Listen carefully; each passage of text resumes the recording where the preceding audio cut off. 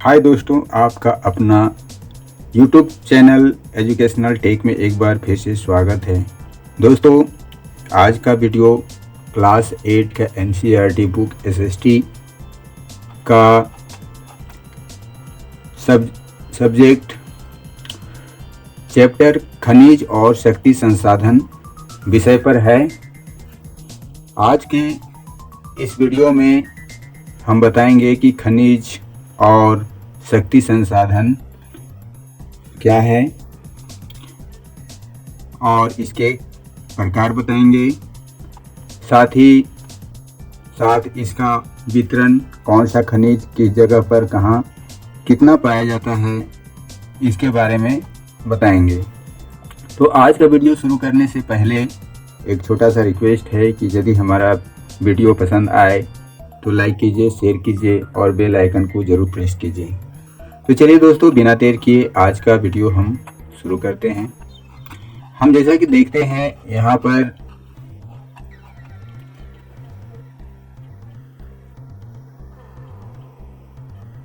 खनिज और शक्ति संसाधन।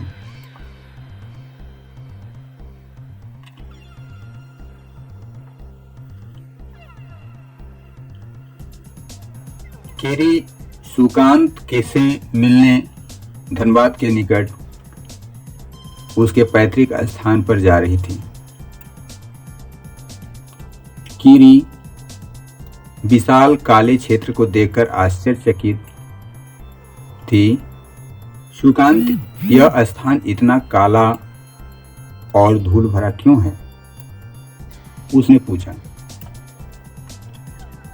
यह कोयला खदान के निकट होने के कारण है।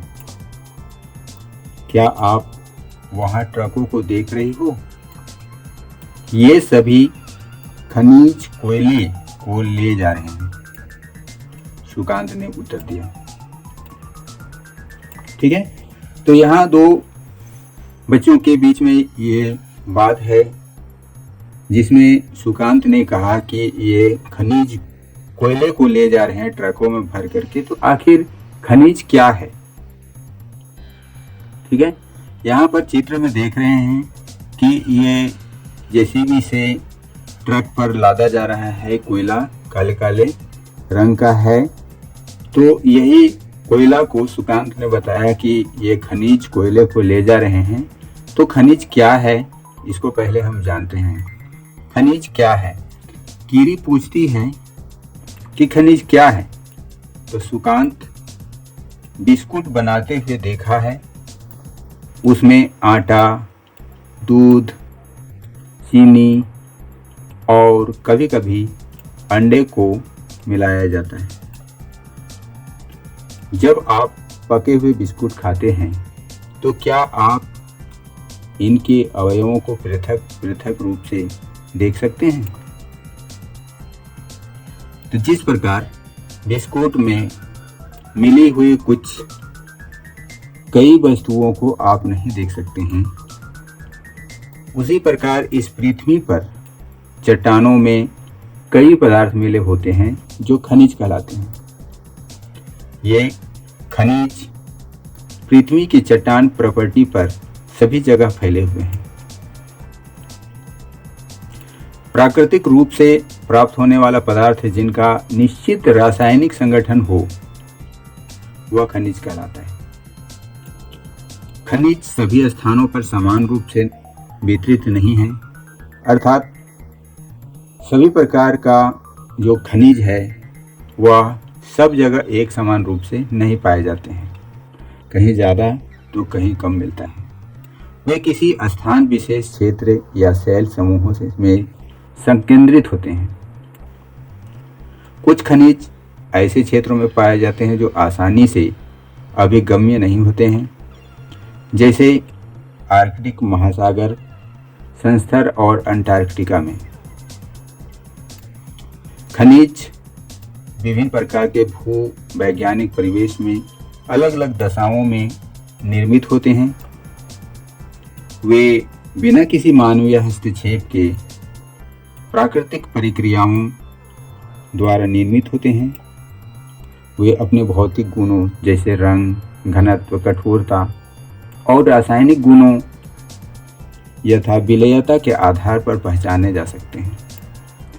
तो ये खनिज के बारे में है कि खनिज क्या है। अब इसका प्रकार हम जानते हैं कि खनिज के कितने प्रकार होते हैं। तो खनिज का प्रकार कहा जाता है कि पृथ्वी पर 3000 से अधिक विभिन्न खनिज हैं।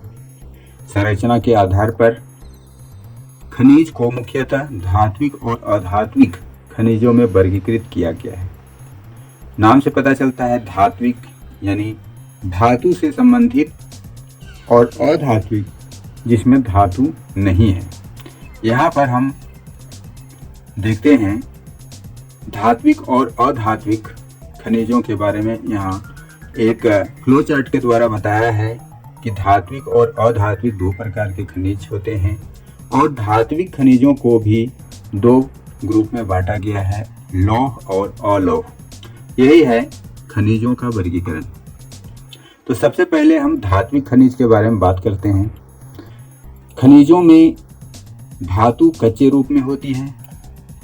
धातुएं कठोर पदार्थ हैं जो ऊष्मा और विद्युत को सुचालित करती हैं और जिसमें दुप्ति या चमक की विशेषता होती है। लौह अयस्क, बॉक्साइट, मैग्नीज अयस्क इनके कुछ उदाहरण हैं। धात्विक खनिज लौह अथवा अलौह हो सकते हैं, जैसा कि हम यहाँ फ्लो चार्ट में बताएं कि धात्विक खनिज लौह और अलौह दोनों हो सकता है।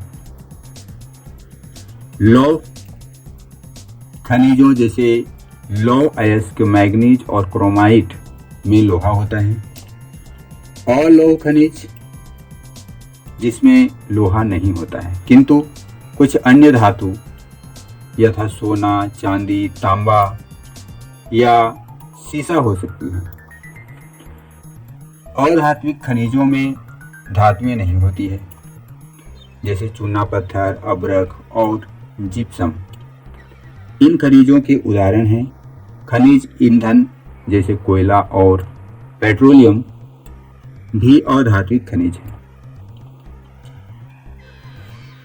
अब खनिजों का खनन या निष्कर्षण प्रभेदन या आकलन द्वारा निष्कर्षित किया जा सकता है, मतलब उसे इन विधियों के द्वारा निकाला जा सकता है जो चित्र 3.3 में दिखाया गया है। यहाँ इसे भी फ्लो चार्ट के द्वारा दिखाया है खनिजों का निष्कर्षण। ये 3 प्रकार से निष्कर्षित किया जा सकता है। पहला खनन, प्रभेदन और आखनन। खनन को भी 2 प्रकार से निकाला जाता है, विपरीत खनन और कूपकी खनन। ठीक है, तो ये फ्लो चार्ट के द्वारा हम इसे आसानी से देख सकते हैं। संक्षेप में हम जान सकते हैं कि किस प्रकार से इसे निष्कर्षित किया जा सकता है। ठीक है, तो पृथ्वी की सतह के अंदर दबी शैलों से खनिजों को बाहर निकालने की प्रक्रिया को खनन कहलाती है।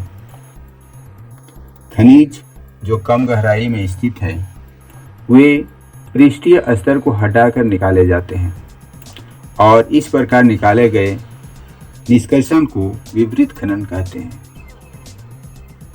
दूसरा है गहन वेधन जिन्हें कूपक कहते हैं। तो ये अधिक गहराई में स्थित खनिज निक्षेपों तक पहुंचने के लिए बनाए जाते हैं, इसे कूपकी खनन कहते हैं।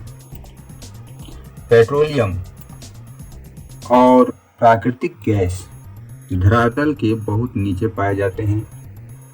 उन्हें बाहर निकालने के लिए गहन कूपों की खुदाई की जाती है, इसे प्रभेदन कहते हैं। जैसा कि चित्र 3.4 में दिखाया गया है, यहाँ पे आप देख सकते हैं 3.4 में अपतट तेल का प्रभेदन, खनिज और शक्ति संसाधन। यहाँ आप इसे अच्छी तरह से देख सकते हैं इस चित्र के माध्यम से किस तरह से समुद्र के अंदर से तेल निकाला जा रहा है। अब हम आगे बढ़ते हैं कि सतह के निकट स्थित खनिजों को जिस प्रक्रिया द्वारा आसानी से खोदकर निकाला जाता है उसे आखनन कहते हैं। तो ये था किस तरह से हम खनिजों को निष्कर्षित कर सकते हैं। अब हमने जैसा कि पहले बताया कि सभी खनिज एक जैसा हर एक जगह नहीं पाया जाता है, तो हम इसके अंतर्गत देखेंगे खनिजों के वितरण के अंतर्गत कि कौन सा खनिज कहाँ पर पाया जाता है, किसमें किस एरिया में कितना ज़्यादा पाया जाता है, कहाँ अधिक कहाँ कम पाया जाता है। तो खनिज विभिन्न प्रकार की सेलों में पाए जाते हैं। कुछ आग्नेय सेलों में पाए जाते हैं, कुछ कायांतरित सेलों में पाए जाते हैं, जबकि अन्य अवसादी सेलों में पाए जाते हैं। धात्विक खनिज आग्नेय और कायांतरित सेल समूहों में, जिसमें विशाल पठारों का निर्माण होता है, में पाए जाते हैं। उत्तरी स्वीडन में लो अयस्क, ऑटेरिया यानी कनाडा में तांबा और निकेल के निक्षेप हैं। दक्षिण अफ्रीका में लोहा, निकेल, क्रोमाइट और प्लेटिनम आग्नेय और कायांतरित सेलों में पाए जाते हैं। ठीक है। मैदानों और नवीनवलित पर्वतों के अवसादी सेल समूहों में अधात्विक खनिज जैसे चूना पत्थर पाए जाते हैं।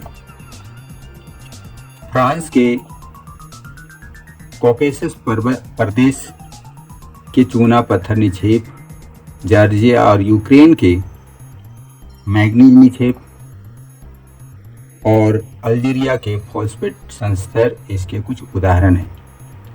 खनिज ईंधन जैसे कोयला और पेट्रोलियम भी अवसादी स्तर में पाए जाते हैं। यहाँ पर इस मानचित्र के आधार पर या इस मानचित्र के जरिए ये दिखाया गया है कि कौन सा खनिज कहाँ पर पाया जाता है।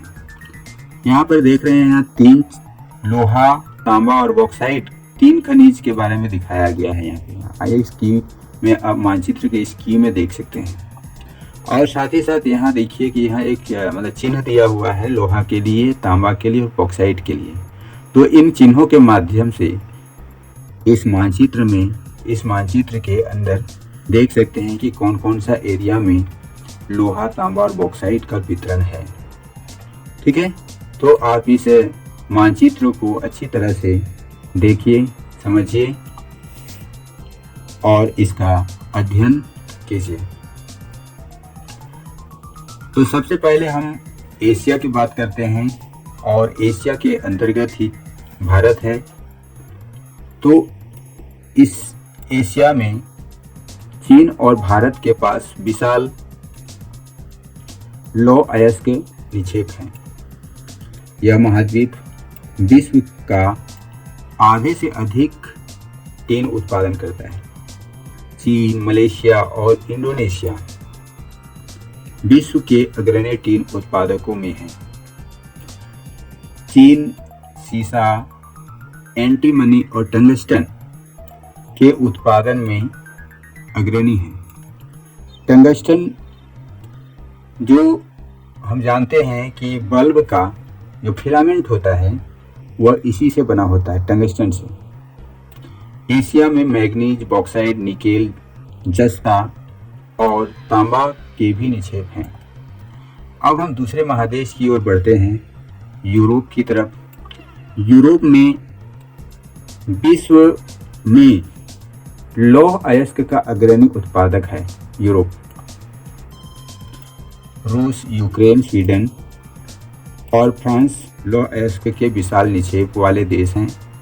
तांबा, सीसा, जस्टा, मैग्नीज और निकेल खनिज के निक्षेप पूर्वी यूरोप और यूरोपीय रूस में पाए जाते हैं।